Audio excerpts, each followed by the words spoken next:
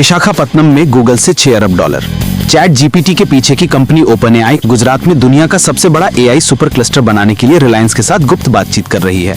और मेटा भारत को सीधे अमेरिका से जोड़ने के लिए समुद्र के नीचे 50,000 किलोमीटर लंबी केबल बिछाई जा रही है।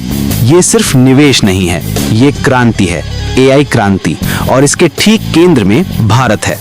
आज टेक इनसाइट डेली हिंदी पर हम बता रहे हैं कि कैसे गूगल, ओपनएआई, मेटा, अमेज़न और माइक्रोसॉफ्ट भारत को नया एआई युद्ध क्षेत्र बनाने की होड़ में है, और तकनीक, भू राजनीति और शक्ति के भविष्य के लिए इसका क्या मतलब है।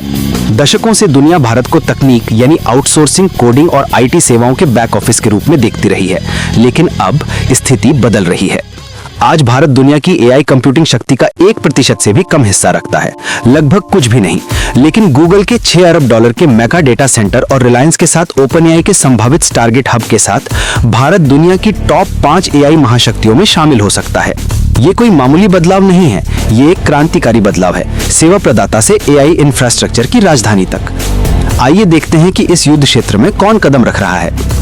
गूगल विशाखापत्तनम में 6 अरब डॉलर का डेटा सेंटर, एशिया का सबसे बड़ा। एशिया प्रशांत क्षेत्र में गूगल के एआई और क्लाउड संचालन की रीढ़। ओपनएआई प्लस रिलायंस गुजरात के जामनगर में दुनिया के सबसे बड़े डेटा सेंटर की योजना बना रहा है। ओपनएआई के साथ बातचीत चल रही है ताकि इसे 500 अरब डॉलर के इस टारगेट प्रोजेक्ट का हिस्सा बनाया जा सके। भारतीय धरती पर 1 गीगावाट स्तरीय एआई सुपर क्लस्टर।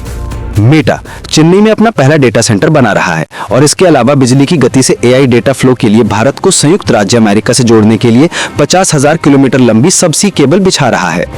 अमेज़न और माइक्रोसॉफ्ट महाराष्ट्र, तेलंगाना और तमिलनाडु में पहले से ही एआई और क्लाउड इंफ्रास्ट्रक्चर का विस्तार कर रहे हैं।